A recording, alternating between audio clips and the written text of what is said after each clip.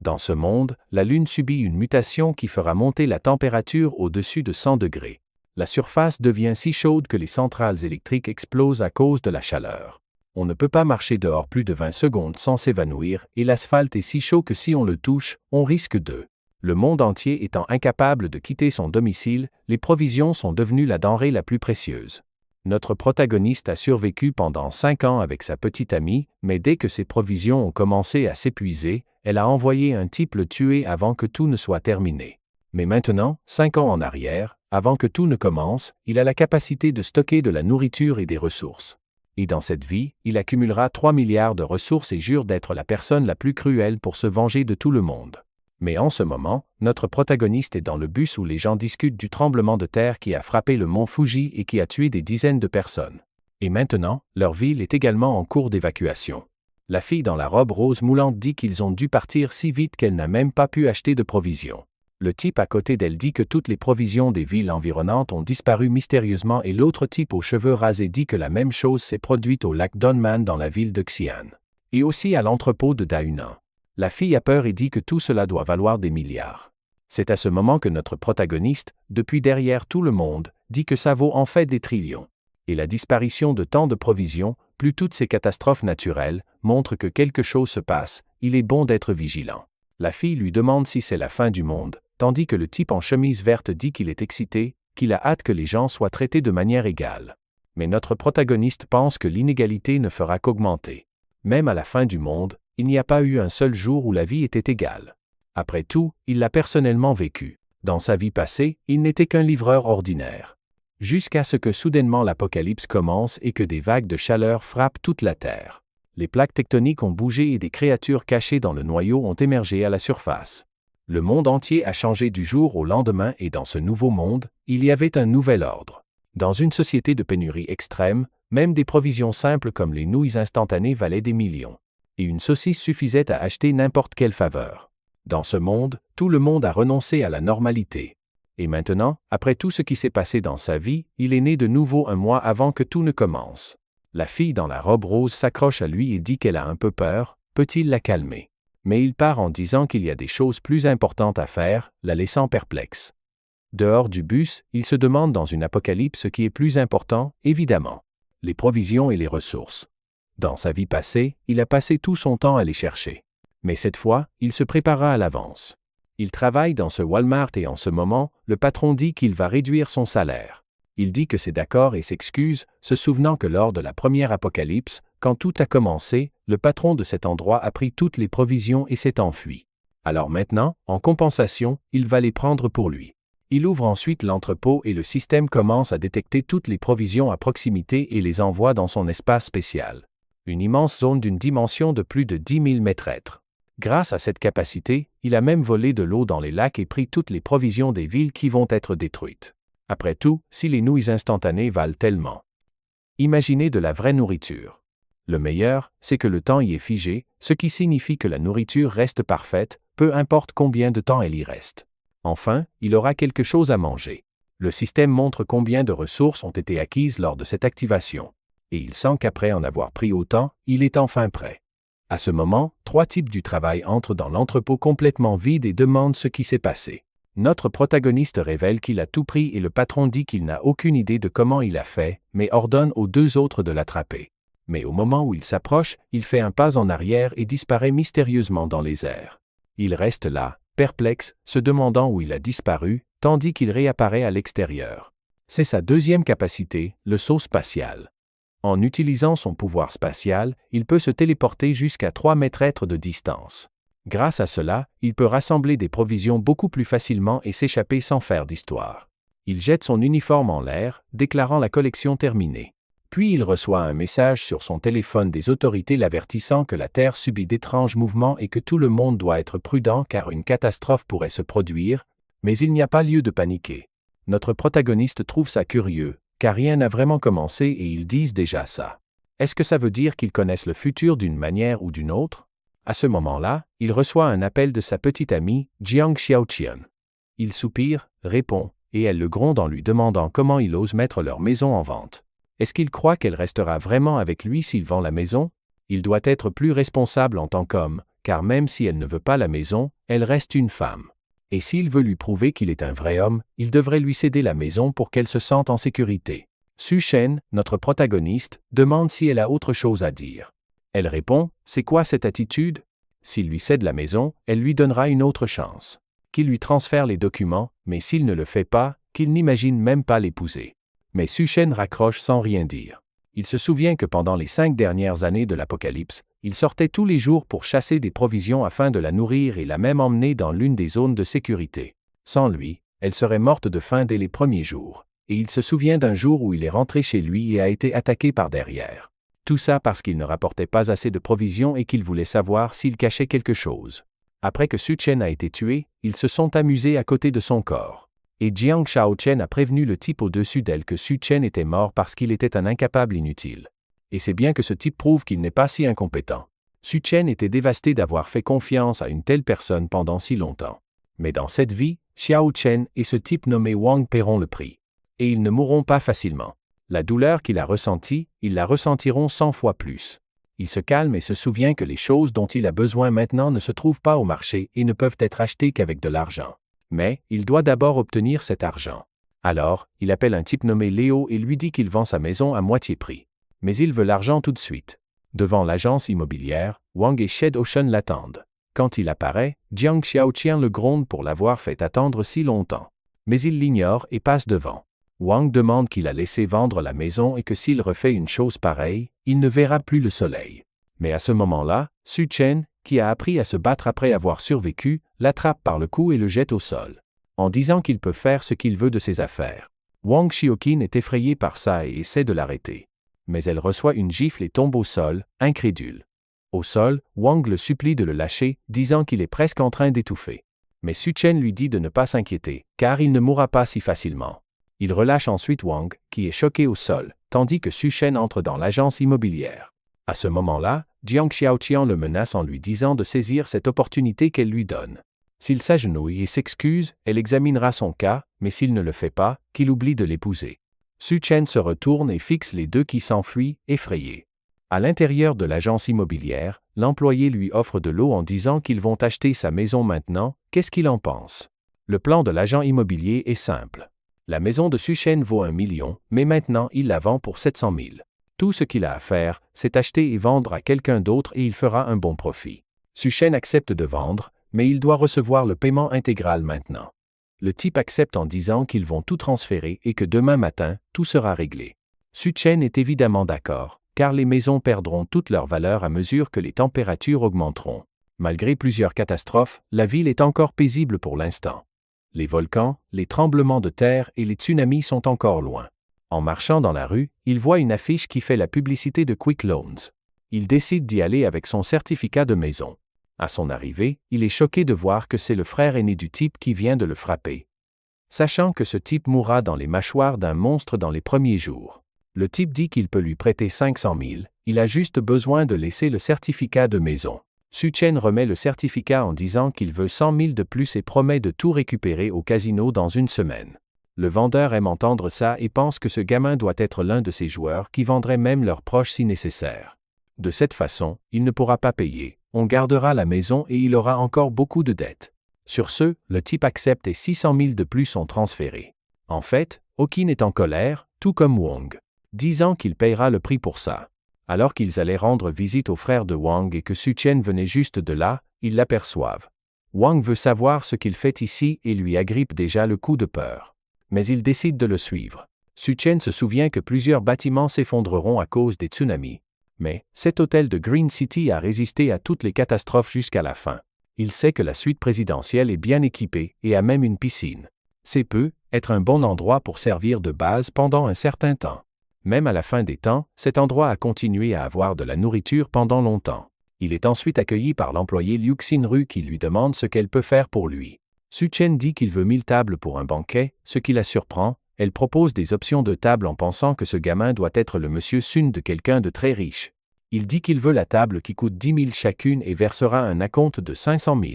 Quand tout sera réglé, il effectuera le reste du paiement. Elle est quelque peu incrédule, mais dit de la suivre pour effectuer le paiement, pensant que même si ce paiement n'est peu, être pas beaucoup, Quelqu'un qui dépense facilement 500 000 a sûrement plus à dépenser, il est donc préférable de faciliter le processus. En entrant dans la pièce, elle demande s'il va se marier. Il dit oui et que tout cela est pour un mariage et qu'il veut aussi la suite présidentielle. Quelque temps plus tard, il quitte l'hôtel tout heureux. Il a obtenu plus de 10 millions de nourriture en dépensant 500 000 avec l'acompte. Et le reste n'a pas d'importance car lorsque l'apocalypse commencera, les blocs de glace que j'aurai vaudront des milliards. En le regardant partir, elle pense que celle qu'il épousera est une fille chanceuse. À ce moment, Jiang Xiaoqian apparaît et demande ce que cette personne faisait. L'employé demande qui elle est et elle dit qu'elle est la petite amie de Su Shen. L'employé dit alors que son petit ami a commandé un banquet pour plus de 1000 personnes et a payé 500 000 pour avoir un petit ami comme lui. Elle a vraiment de la chance. Cependant, l'employé regarde et pense que cette fille est au plus un C. Mais elle a un beau corps. Wang, est-ce que les riches aiment toujours les femmes comme ça? Jiang Xiaoqian et Yang sont choqués. Un banquet à 10 millions de dollars. L'employé dit que c'est le cas et que peut-être qu'elle ne s'en est pas rendue compte, mais beaucoup de riches font ça. Ils entament des relations et cachent tout l'argent qu'ils ont jusqu'au jour du mariage. Jiang Xiaoqian commence à y croire, et Wang pense qu'il est impossible pour ce loser d'avoir autant d'argent. Cependant, l'employé montre qu'elle a reçu le virement de 500 000. Dans la rue, Wang demande à Jiang Xiaoqian. Qui va-t-il inviter à un banquet pour 1000 personnes? Maintenant, Jiang Xiaoqian est confiante et dit que tu ne comprends vraiment pas, n'est-ce pas? Il essaie de me présenter au cercle des millionnaires qu'il connaît. Ce n'est qu'alors qu'il révélera mon identité. Wang veut devenir alpiniste et s'aventurer dans les montagnes, mais elle le gifle en pensant qu'elle doit créer autant d'opportunités que possible. Pour rester avec ce loser tout en s'imaginant comme une riche dame dans un fauteuil se faisant dorloter, ses yeux pétillent. Elle n'avait jamais imaginé ce scénario, elle devra absolument épouser Su Chen le loser. Et c'est trop bien. Pendant ce temps, Su Chen est juste en train de faire le compte de ce qu'il a fait. 700 000 pour la maison, plus 600 000 de prêts et 500 000 pour le banquet. Et maintenant que son nom est sur le point d'être terni, contracter encore plus de prêts ne serait pas une mauvaise chose. Il installe donc toutes les applications bancaires sur son téléphone et commence à contracter encore plus de prêts. Après avoir créé plus de 80 comptes, il a réussi à obtenir 970 000 de plus. Maintenant, il doit acheter une cheminée, une machine à faire de la glace, des blocs de glace, du charbon de bois sans fumée, et quelques autres choses qui ne sont pas disponibles sur les marchés avec la somme d'argent qu'il a. Achetés en ligne avec une livraison rapide et facile, ces articles sont essentiels pour survivre au froid et à la chaleur extrême qui se produiront. Il commande ensuite 2000 tonnes de charbon de bois sans fumée et appelle également une usine de glace pour faire une réservation. Alors qu'il marche dans la rue, une fille l'appelle. C'est une amie de Jiang Xiaoqian, et elle dit que Jiang Xiaoqian lui manque. Cependant, Su Chen sait que cette fille n'a rien de bon et qu'elle a toujours dit du mal de lui à tout le monde. Alors il lui dit qu'elle doit lui manquer, qu'elle doit avoir le mal du pays. Non, Lina regarde Jiang Xiaoqian et dit que Su Chen doit la tester. Et elle réalise à quel point son comportement l'a rendue triste. Alors Jiang Xiaoqian se précipite vers Shen pour s'excuser, se sentant gêné, lui demandant s'il peut l'accompagner pour une promenade. Elle ne se sent pas bien et elle était triste de s'être disputée avec lui hier. Mais Su Chen l'ignore et lui dit d'aller se promener seul. Jiang Xiaoqian perd son sang-froid en disant qu'il est trop arrogant et Lina dit qu'il prend un taxi. C'est bien qu'elle le suive et voit ce qu'il manigance. Pendant ce temps, Su Chen arrive à l'usine de glace. Le type le reçoit, impressionné qu'il soit si jeune. Monsieur Shen demande si les 2000 tonnes de glace comestible sont prêtes et l'employé répond que son usine n'est pas bon marché. Mais il garantit une livraison extrêmement rapide. Il a juste besoin de payer une petite partie et ils livreront tout. Su Chen lui transfère alors 100 000, et le vendeur l'informe que tout sera livré dans 3 jours. Économisant de l'argent, l'employé demande à Wang pourquoi il a besoin d'autant de glace, s'il organise un événement. S'il le souhaite, ils peuvent coopérer à l'avenir et le prix est négociable. Su Chen dit que c'est pour un événement caritatif et s'en va. À ce moment-là, un autre taxi s'arrête et le vendeur s'excite. Mais c'est Xiao Chen qui veut savoir ce que ce type qui vient de partir faisait ici, elle demande parce que c'est son petit ami. Le vendeur est confus, cette fille joue-t-elle elle au détective? Que se passe-t-il ici? Il dit qu'il a commandé 800 000 de glace. Ils sont tous les deux choqués, 800 000 de glace. C'est confirmé, c'est bien un millionnaire pour faire une chose pareille. Lina demande. Vous a-t-il dit ce qu'il allait faire avec autant de glace? Le vendeur réfléchit et se souvient qu'il a dit qu'il allait en faire don à une œuvre caritative. Ils ont tous les deux peur sans comprendre la raison. La scène se déplace vers l'un des restaurants les plus chics de la ville. Dans sa vie passée, il n'a jamais rien apprécié, tout a été détruit et même prendre un café était un luxe. En regardant le menu, il voit que tout est assez cher. Et sur la dernière page, il y a quelque chose pour 17 000 avec un point d'interrogation. Il demande ce que c'est et l'employé dit que c'est un plat spécial préparé par leur chef. Su-chen dit que ça a l'air bon et passe la commande. Il se souvient que dans ses vies passées, plusieurs créatures ont muté. Certaines personnes pensaient que c'était une sorte de changement biologique. Mais pour lui, c'était juste les créatures qui s'adaptaient au nouvel environnement. À ce moment-là, une fille aux cheveux roses vient livrer sa commande, elle est merveilleuse et se présente comme la chef de ce restaurant. Su-chen la reconnaît comme la chef du Hanya. Pendant l'Apocalypse, elle est devenue connue sous le nom de la chef de l'enfer. Elle a une sorte de capacité culinaire magique qui transforme les cadavres en choses comestibles. Et dans un monde de pénurie, personne ne pouvait résister à la tentation. Cependant, les plats préparés avec des créatures mutées finissaient toujours par tuer des gens. Voyant son expression, elle se demande: pense-t-il qu'une belle fille comme moi empoisonnerait sa nourriture? Et puis elle lui dit que le plat qu'elle a servi s'appelle Vie à deux faces, c'est un plat de viande avec différentes préparations de chaque côté. Su-chen essaie et dit que ça vaut vraiment les 10 à 7 000 $, tout en pensant que ce serait merveilleux de l'avoir à la maison pour cuisiner.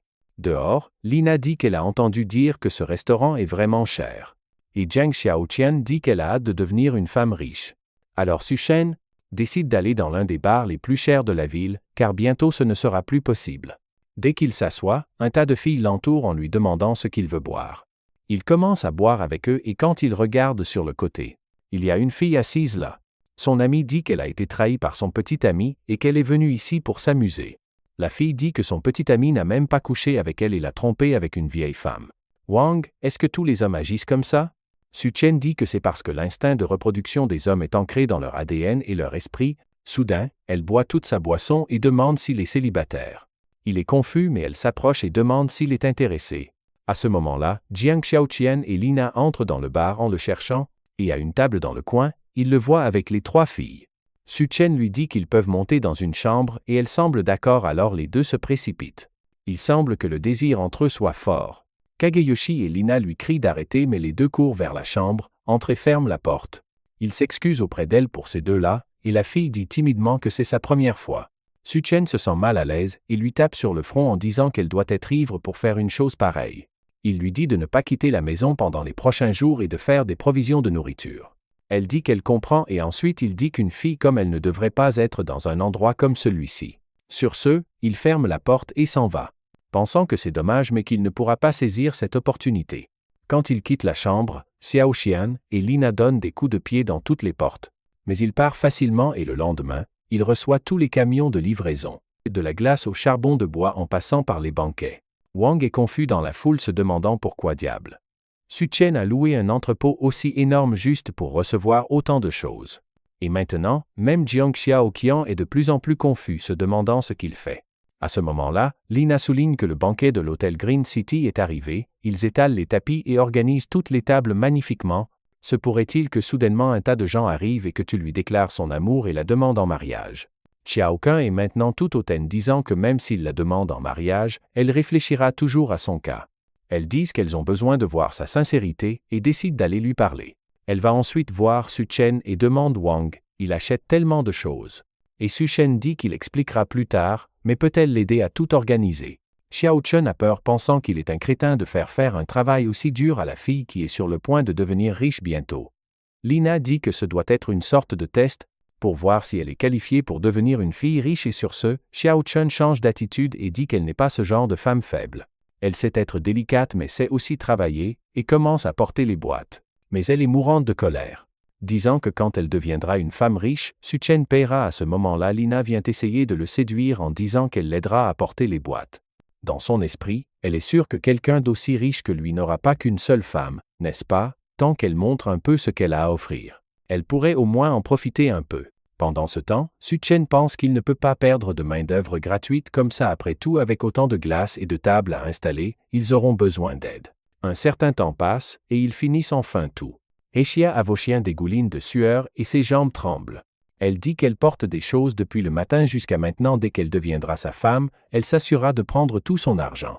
Lina allongée sur le sol est également finie disant que ce foutu type leur a vraiment fait porter ses lourdes boîtes de glace. Xiaoqian dit assez de ce test, il doit la demander en mariage tout de suite et commencer la fête, où les invités vont arriver. Et Lina dit qu'il doit se dépêcher car la nourriture refroidit. Pendant ce temps, Su-chen donne une bonne somme d'argent supplémentaire à tous les livreurs qui le remerciaient du fond du cœur. À ce moment-là, Cherokee-an arrive et demande à Su-chen. « N'as-tu rien à me dire ?» Su-chen dit oui, il la remercie pour l'aide, mais malheureusement, il n'y a pas de paiement pour elle donc elles peuvent partir maintenant. Jiang Xiaotian est choqué et lui dit d'arrêter de plaisanter. Les invités arrivent déjà sans parler du fait qu'il y a 1000 tables. Wang, pourquoi il ne révèle pas qu'il veut l'épouser pour qu'ils aient une belle vie? Su-chen se retourne et dit que c'est impossible pour lui. Après tout, il a déjà vendu la maison et accumulé un tas de dettes. Est-ce que Shirley veut l'épouser? Lina dit que ça n'a pas de sens. Comment quelqu'un sans argent peut-il acheter autant de glace? Su-chen dit qu'il fait tout ça uniquement pour aider son patron très riche qui veut faire un projet caritatif. Shea Ok-yun perd son sang-froid, se met en colère et l'attaque en disant qu'il lui a menti depuis le début. Il dit qu'il n'a menti sur rien. Alors qu'elle tombe au sol avec un regard monstrueux en disant qu'il n'est qu'un pauvre loser qui peut oublier de l'épouser. Su-chen dit qu'il n'est pas intéressé du tout et elle part en colère en disant qu'il est un bâtard et qu'il le regrettera. Quand ils partent tous les deux, ils pensent qu'ils le regretteront une fois que l'apocalypse aura commencé. Il ferme ensuite la porte de l'entrepôt pour commencer à tout stocker dans son espace. Avec ça, tous les préparatifs sont enfin prêts. De retour à l'hôtel avec Wang Dahai, le type à qui il a emprunté de l'argent. Wang Hui tire Xiao-chen à l'écart et lui dit de ne plus faire attention à ce loser de Su-chen. Elle devrait rester avec lui tout le temps de toute façon. Elle grince des dents en disant qu'elle attend avec impatience sa performance de ce soir. Et Wang lui dit de ne pas s'inquiéter, il demandera à son frère Dahai de s'occuper de ce type pour son voyage. Qin pense que Wang n'est pas si mauvais après tout, et en plus il a son frère influent. Il est définitivement mieux que ce loser. Juste à ce moment-là, Su-chen dit qu'elle se jette vraiment sur n'importe qui. Elle est surprise et demande ce qu'il fait là. Alors que Wang le montre du doigt et dit à son frère que c'est ce type qui l'a frappé. Dahai dit qu'il ne s'attendait pas à ce que ce soit ce type ici et Wang demande s'il connaît ce type. Dahai explique que ce gamin lui a emprunté 600 000 et doit les rembourser d'ici demain. Wang dit que c'est parfait, ils peuvent régler ces deux choses. Wu Xiaoqian dit maintenant joyeusement qu'elle s'est vraiment débarrassée d'un loser. Surtout un qui doit de l'argent au frère de Dahai. Su-chen dit qu'il est vraiment impossible d'avoir un bon repas dans cet endroit. Et Dahai lui rappelle que la date de paiement est demain. Wang. Il est ici dans cet hôtel à faire comme si tout allait bien? Wang crie à son frère de ne même pas parler à ce type puisqu'il l'a frappé. Liu Xinru apparaît alors et demande ce qui se passe et s'ils peuvent résoudre ça. Dahai dit que si elle force ce gamin à s'agenouiller et à s'excuser, ils peuvent laisser passer ça pour aujourd'hui. Elle demande alors à Su-chen ce qui se passe, il dit que ce ne sont que des nuisibles qui l'embêtent. Dahai frappe alors sur la table en disant qu'il était seulement calme parce que son paiement est dû demain, mais de loin un type avec un bouc demande ce qui se passe et qu'il a laissé causer des problèmes ici. Su-chen et Dahai reconnaissent ce type comme Gao Kang. Dahai commence à s'excuser en demandant ce qu'il fait ici. Gao Kang dit qu'il a des affaires importantes à discuter ici aujourd'hui et que ce n'est pas à lui de causer des problèmes. Dahai sait que ce type est un entrepreneur mais est impliqué dans diverses activités criminelles. Et il a beaucoup de gens sous ses ordres, donc ce n'est vraiment pas bon de s'opposer à lui. Et avec ça, il s'excuse en disant qu'il reviendra plus tard. Su-chen reconnaît ce type comme Skull Crusher. Et dans l'Apocalypse, ce type est devenu l'une des forces les plus puissantes. Et il avait même le patron de l'enfer qui travaillait pour lui. Su-chen se souvient que cet hôtel était l'un des premiers endroits où des personnes avec des pouvoirs sont apparues. Et peut être qu'il est devenu si fort à cause de quelque chose qui va se passer ici. Gao Qiang le fixe du regard tandis que Su-chen pense que quelle que soit l'opportunité qui se présente dans cet hôtel, il la saisira à un moment donné. Plus tard, Gao Qiang emmène Duan Yayang rencontrer quelqu'un nommé Monsieur Sun. Et elle demande ce que ce type veut discuter avec elle. Monsieur Sun dit qu'il attendait avec impatience de rencontrer la merveilleuse Madame Duanya et lui sert ensuite une boisson. Duan Yaye réalise que quelque chose ne va pas avec ce verre qui contient clairement une sorte de drogue. Alors que Su-chen se souvient que dans sa vie passée, il s'était caché dans le sous-sol avec Xiao Qing et avait à peine survécu, il ne s'attendait pas à ce que dans cette vie, il la repousse et qu'elle le suive quand même ici. Mais c'est l'occasion parfaite pour se venger. Regardant la piscine où les deux frères vont se rafraîchir. Disant que cette nuit est étrangement chaude, mais que ça vaut le coup puisque les filles viendront en bikini. Ils apparaissent alors et regardent la lune en disant qu'elle est étrangement brillante. Elle brille autant que le soleil en plein jour. À ce moment-là, Wang lui déclare son amour. Alors que Su-chen dans la pièce dit que leur amour est vraiment sur le point d'exploser. Un verre à la main, tourné vers la lune, il accueille l'apocalypse. La lune commence alors à trembler et à émettre une aura rouge, tout le monde dehors ressent quelque chose d'étrange et leur peau commence à brûler. Ils se mettent tous à courir vers l'hôtel, disant que quelque chose ne va pas. Wang, est-ce que le clair de lune brûle autant?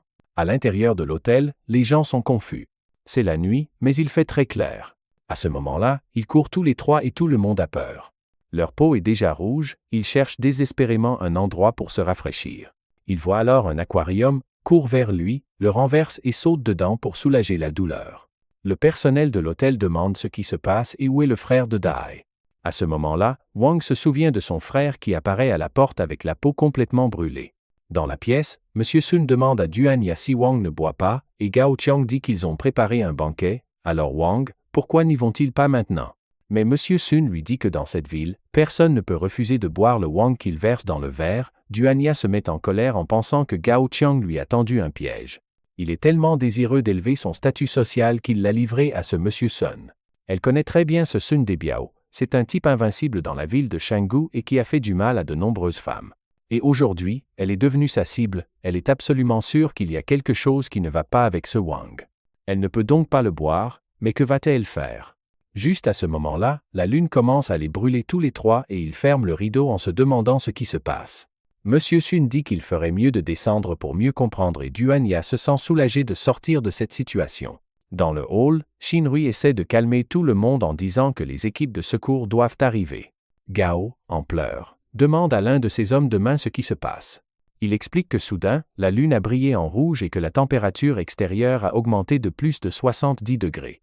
Aux informations, ils disent que beaucoup de gens ont déjà été blessés et brûlés. Monsieur Sun appelle le ministre et lui demande d'envoyer quelqu'un le chercher. Cependant, quelque temps plus tard, il dit à Gao Kang que malheureusement, il semble qu'ils aient des problèmes et ne pourront pas venir. Pendant ce temps, Dai est en agonie avec toute sa peau brûlée. Les gens essaient d'appliquer des pommades contre les brûlures. Mais ce n'est pas suffisant. Sans compter qu'il doit être emmené à l'hôpital, mais avec sa température élevée à l'extérieur, ce sera impossible. Il dit qu'il va appeler un ami pour qu'il vienne le chercher.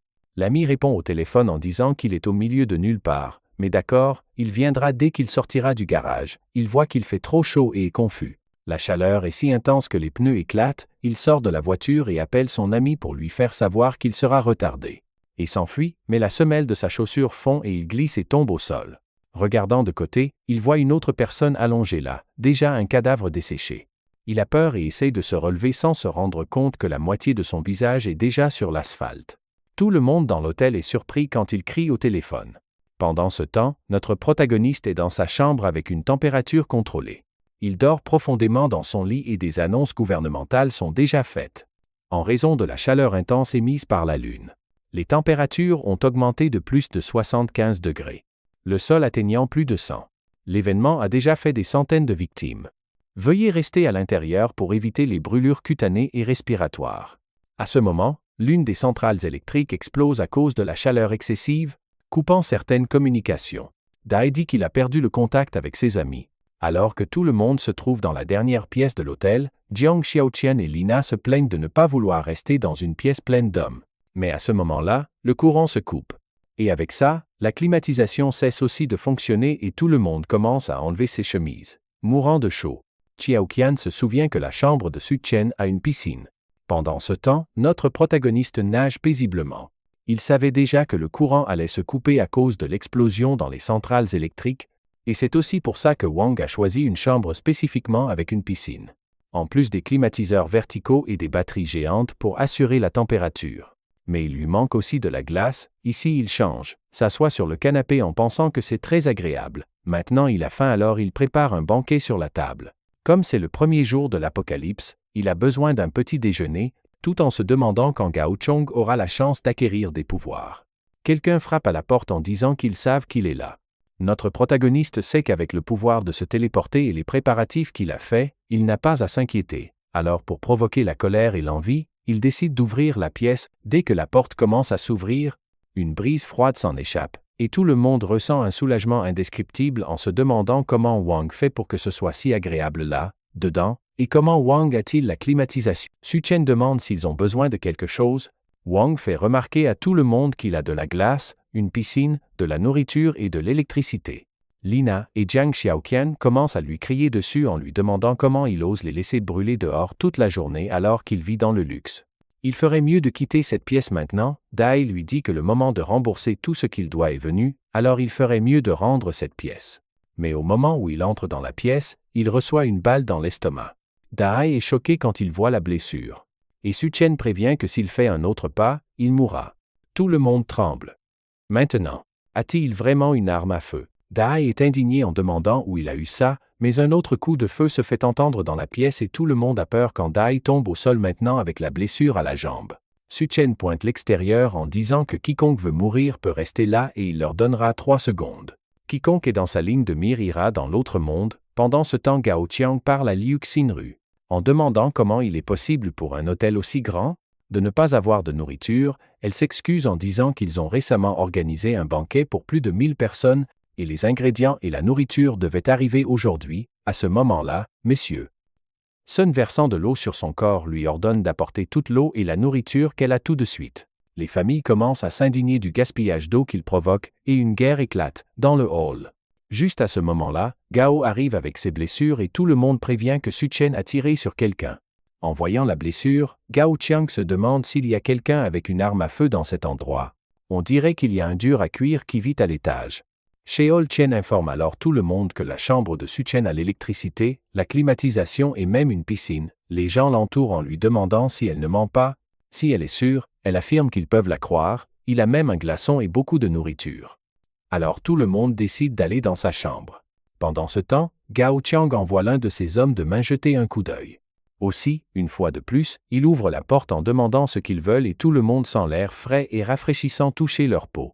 On dirait le paradis là, dedans, la foule à l'extérieur le supplie d'être gentil et de prendre soin des personnes âgées, déclarant que comme il s'agit d'une urgence hôtelière, il devrait partager tout ce qu'il a avec tout le monde.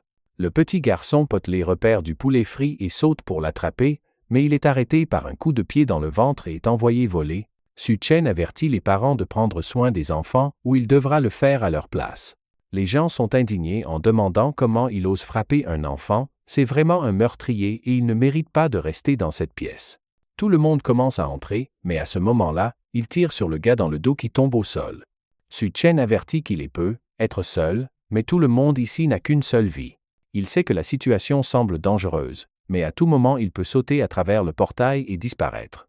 En bas, Wang est furieux. Après que son frère ait subi 2 blessures par balle, une foule a jeté son corps parce qu'il était déjà mourant et en décomposition. Wang dit qu'ils doivent tuer ce foutu Suchon. Pendant ce temps, dans la chambre de Su-chen, Xiao Xian et Lina transpirent et dégoulinent de chaleur alors qu'elles demandent à entrer, disant qu'elles sont sûres qu'il n'aurait pas le courage de leur tirer dessus, et qu'elles l'aiment beaucoup et sont sûres qu'il les aime. S'il les laisse rester là un petit moment, elles promettent de le rejoindre dans une aventure à 2 contre 1 toute la nuit, dit Su-chen.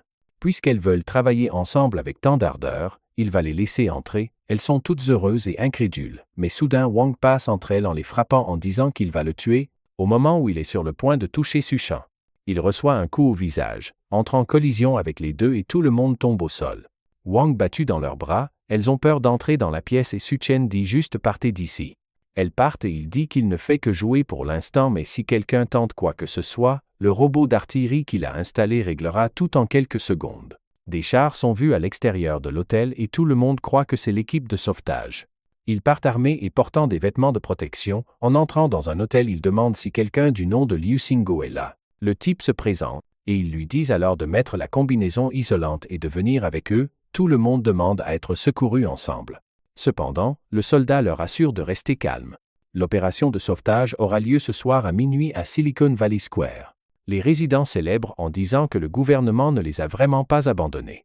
Pendant ce temps, M. Sun dit qu'il paiera 1 milliard s'il l'emmène maintenant.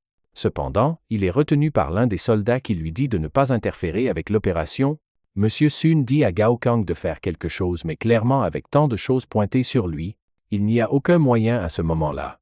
Jiang Xiaoqian attrape l'un des soldats et dit qu'il y a un tueur qui vit à l'étage. Et Lina dit qu'il a déjà tué un tas de gens et qu'il va bientôt finir tout le monde ici. Ils doivent sauver les gens de l'hôtel. Un soldat nommé Xiao Feng dit alors qu'il va jeter un coup d'œil et son ami lui dit de faire attention et de ne pas agir impulsivement. Il prend son arme et commence à monter les escaliers vers la pièce. Jiang Xiaoqian pense que c'est la situation parfaite. Dès que ce type tuera Su-chen, elle volera cette pièce pour elle-même. Xiao Feng marche prudemment dans le couloir en observant chaque coin jusqu'à ce qu'il remarque une caméra qui le regarde.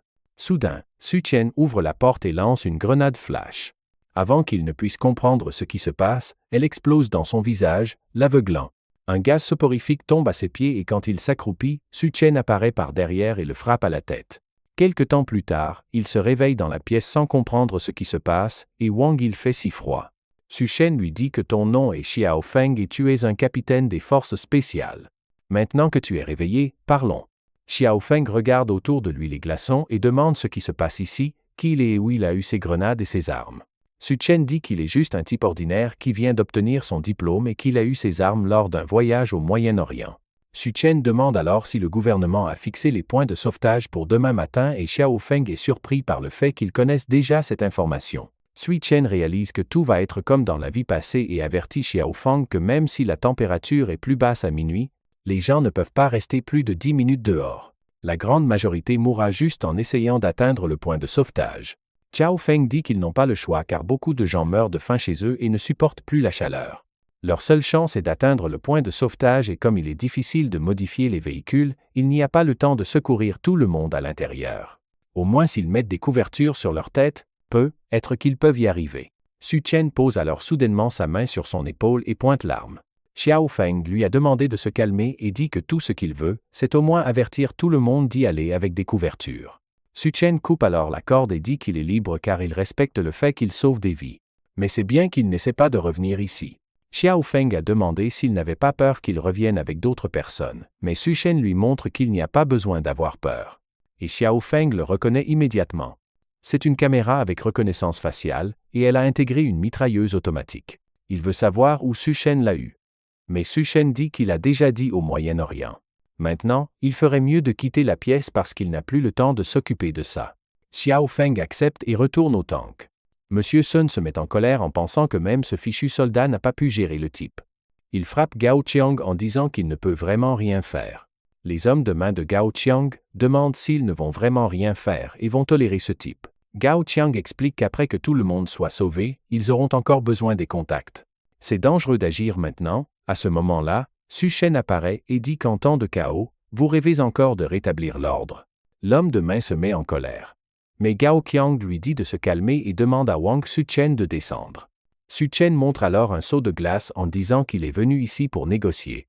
L'homme de main dit à Gao Qiang qu'il est bon de tuer ce gamin maintenant et de prendre tout ce qu'il a dans la pièce. Mais Su Chen pointe l'arme et le type abandonne l'idée.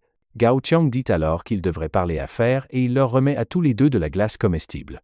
Quand ils la mangent, ils sont impressionnés par son goût délicieux. Gao Chen veut maintenant aussi tuer Su Chen pour prendre tout ce qu'il a. Mais d'abord, ils satisferont ses demandes. À ce moment-là, M. Sun lui donne un coup de pied dans l'estomac en disant que c'est un sacré menteur d'avoir caché ses glaçons et commence à lui marcher dessus en disant que s'il cache autre chose, il mourra. Gao Qiang perd le contrôle. Et M. Sun voit Duanya assise en disant que c'est une fille très modeste. Tout le monde est sur le point de mourir de chaleur, et elle n'a même pas eu le courage d'enlever ses vêtements. Mais il lui attrape le bras en disant qu'il en a marre de voir son attitude et qu'il a envie de faire certaines choses. Alors elle ferait mieux de le suivre. Duanya le gifle en le traitant de bâtard, mais soudain, M. Sun déchire sa chemise en disant que pour sa désobéissance, il profitera d'elle d'abord et ensuite tout le monde fera ce qu'il veut. Elle tombe par terre, effrayée, et il dit qu'elle transpire beaucoup et qu'il lui rend juste service. Jusqu'à ce que Gao Qiang apparaisse derrière lui en disant que ça suffit, Sun se tourne pour dire quelque chose, mais Gao Qiang lui donne un coup de poing fermé dans le cou, le brisant instantanément, il tombe par terre, mort. Et Gao Qiang dit que Su Chen a raison, en effet, cet endroit est déjà le chaos et des gens comme lui doivent mourir avec lui, puis avertit que cet endroit est maintenant sous son contrôle, quiconque ne veut pas obéir ira au point de sauvetage ou mourra ici en haut. Su Chen observe en disant qu'apparemment ses paroles ont été efficaces. Gao Qiang était déjà le patron de cet endroit dans la vie passée, donc nous avons juste accéléré les choses et avec ça, ils ont déjà été jetés dehors. Gao Qiang commence alors à boire la glace que Su Chen lui a donnée, tandis que Jiang Xiaoqian et Lina supplient pour un petit morceau en disant qu'elles feront tout ce qu'il veut. Il le leur jette en disant que c'est bon. Il leur en donnera, mais elles feraient mieux d'obéir à toute demande. Son homme de main demande s'ils ne vont pas au point de sauvetage, et Gao Qiang dit que c'est trop loin. Il n'est pas certain qu'ils survivront. L'homme de main demande à Wang s'il veut ses femmes s'il manque de ressources. Gao Qiang dit que tout cela fait partie d'un plan pour s'occuper de Su Chen. À minuit, Lina et Jiang Xiaoqian essaient de partir en se couvrant de couverture. Mais l'homme de main arrive et leur enlève tout. Jiang Xiaoqian demande ce qu'ils pensent faire. Mais l'homme de main avertit que maintenant qu'elles ont pris la glace, elles devront rester avec lui pendant un certain temps. Ceux qui ont décidé de ne pas obéir à Gao Qiang parce qu'il ne fournissait pas de provisions essaient d'atteindre le point de sauvetage. Mais même s'il est minuit, le sol est beaucoup plus chaud qu'ils ne l'imaginaient. Ils essaient de protéger leurs pieds avec un morceau de bois, mais cela rend la marche difficile et l'un d'eux trébuche au contact du sol, leurs mains et leur visage fondent, laissant le survivant derrière pour mourir. Pendant ce temps, le corps de Hei qui brûlait sur le sol jusqu'à présent se réveille avec des yeux rouges depuis le balcon. Su Chen observe tout, se souvenant que dans la vie passée, il a failli mourir lors de cette marche. Jiang Xiaoqian et Lina disent qu'elles peuvent faire tout ce qu'ils veulent, mais Wang ne vont-elles pas au moins dans la pièce? L'homme de main dit qu'elles sont trop timides, il n'y a pas besoin d'essayer de se cacher. Mais soudain, la vitre se brise et les deux types grassouillets qui ont été brûlés arrivent en courant après tout le monde. Wang pense que ce sont des zombies et demande s'ils se transformeront aussi s'ils sont mordus. Gao Qiang dit qu'ils doivent trouver une solution, puis l'attrape par le cou et le jette sur les deux créatures. Le dos de Wang est brûlé juste en entrant en contact avec les créatures et Su Chen apparaît avec une lame, disant à tout le monde de s'écarter. Le sbire n'arrive pas à croire qu'il veuille traiter avec ces monstres et Gao Qiang est impatient, pensant que dès que Su Chen tuera les deux, ils le tueront et lui prendront tout. Su Chen sait que les corps exposés à la chaleur se transforment en zombies, mais ils ne partagent aucun virus. On pourrait dire qu'ils ressemblent plus à des démons de la sécheresse. La différence est que ces démons conservent certains souvenirs de leur vie passée. Su Chen reste immobile et M. Sun le dépasse et se dirige vers Gao Qiang. C'est parce qu'il a été tué par lui. Mais Wang Dai a été tué par Su Chen et l'attaque. Cependant, voyant la situation, il est sûr que Gao Chen a une chance d'éveiller des pouvoirs en tuant M. Sun. Donc, s'il va dans sa direction, il lui coupe sa chance. Un cristal violet sort de son corps. Et c'est une sorte de noyau qui peut faire évoluer un corps humain. Il attrape le cristal, saute en arrière et pousse Dai vers tout le monde. Avec ça, il monte les escaliers et leur dit de s'amuser. Gokun attrape à nouveau le type au sol et le jette vers la créature. De retour dans sa chambre, Su Chen dit que ces cristaux sont extrêmement rares. Il le met dans un verre et le boit puisque c'est la méthode d'absorption. Le corps extrait l'énergie du cristal et se renforce. Ses yeux deviennent rouges et il commence à crier pendant que tous ses vêtements brûlent. Il tombe par terre sur un bloc de glace tandis que dans le hall, le démon de la goutte a fini toute leur eau. Maintenant qu'il n'y a plus rien à boire ou à manger, Lina veut s'échapper, mais le sbire l'arrête en disant qu'elle ne va pas s'enfuir. À ce moment-là, Lina dit qu'il devrait utiliser Jiang Xiaoqian. Elle était la femme de Su Chen et s'il la jette à la porte, il est certain qu'il l'ouvrira et ensuite ils pourront essayer de lui voler quelque chose. Le sbire dit que c'est une excellente idée et Jiang Xiaoqian dit qu'elle aidera, mais elle veut d'abord manger de la viande. Le sbire dit qu'il n'y a pas de viande puisque les réfrigérateurs sont éteints depuis des jours. Gao Qiang la regarde et lui demande si elle veut de la viande, puis il a une solution, il maîtrise Lina et il l'avertit que si elle le veut, elle devra le faire. Jiang Xiaoqian est choqué et demande s'il veut dire qu'ils vont manger sa viande. Pendant que Lina tremble, Jiang Xiaoqian se dirige vers elle. Lina supplie en disant « Qu'est-ce que tu fais? Tu ne vas pas faire ça, n'est-ce pas ?» Mais Jiang Xiaoqian va vers son visage et dit qu'elle vient de la trahir en parlant de son statut de femme de Su Chen. Puisqu'elle a fait ça, elle le mérite et ensuite frappe 3 fois. Gao Qian et les hommes de main ont même peur de voir comment elle a fait ça sans hésitation. Jiang Xiaoqian devient folle en disant que quand elle sera rassasiée, elle montera et boira le sang de Su Chen. Le sbire regarde Gao Qiang et demande s'ils vont vraiment faire ça. Gao Qiang dit d'appeler rapidement le patron d'Uanya, sinon ils vont se dessécher. Pendant ce temps, dans la pièce, Su Chen saute partout avec son nouveau corps. Non seulement il est plus résistant à la chaleur, mais il est aussi plus agile et fort. À ce moment-là, il voit Duanya à la porte. Debout à l'entrée, elle pense que ça devient fou là-bas. Elle n'a aucune chance de survivre si elle reste là, alors elle doit tenter sa chance et utiliser ce qui reste de sa valeur pour obtenir quelque chose ici. Juste à ce moment-là, Su Chen ouvre la porte nue et elle a peur. Elle crie et il s'excuse en disant que c'était involontaire. Il était excité par certaines nouvelles dans la pièce, il lui dit alors que même s'il a des ressources, c'est limité et décide qu'ils viennent de se rencontrer. Et il ne peut pas l'accepter juste parce qu'elle est belle, n'est-ce pas? Il se souvient que dans sa vie passée, elle était une femme très intelligente. De plus, elle a formé une relation de coopération avec Gao Qiang. Cependant, même s'il avait pensé à la garder près de lui, l'atmosphère est étrange maintenant. Duanya lui dit alors qu'elle n'est pas seulement cuisinière, elle est aussi médecin et travaille comme chirurgienne depuis 3 ans. Elle pense que sa chambre est extrêmement bien équipée. Non seulement elle a l'électricité, mais elle a aussi de la glace et de la nourriture. Elle doit démontrer sa valeur pour rester ici. Sur le canapé, Su-Chen reconnaît qu'être médecin est effectivement une bonne proposition. Cependant, comme elle le sait, les ressources sont extrêmement rares et il est incertain qu'il survive jusqu'à demain. Se sentant incertaine en entendant cela, elle dit que tant qu'il ne la met pas à la porte, elle fera tout ce qu'il voudra. En entendant cette proposition, Su-Chen déclare immédiatement que c'est sa nouvelle maison. Elle se sent gênée, pensant qu'elle a dit ça un peu précipitamment et involontairement. Su-Chen la prévient que son seul choix est de bien se comporter. S'il la surprend à comploter dans son dos, leur relation prendra fin. Duanya lui assure qu'elle comprend et qu'elle ne doutera jamais de ses méthodes ni de sa détermination. Su-Chen suggère alors qu'elle peut démontrer sa détermination en se déshabillant. Elle se sent gênée et demande s'il ne préférerait pas avoir un.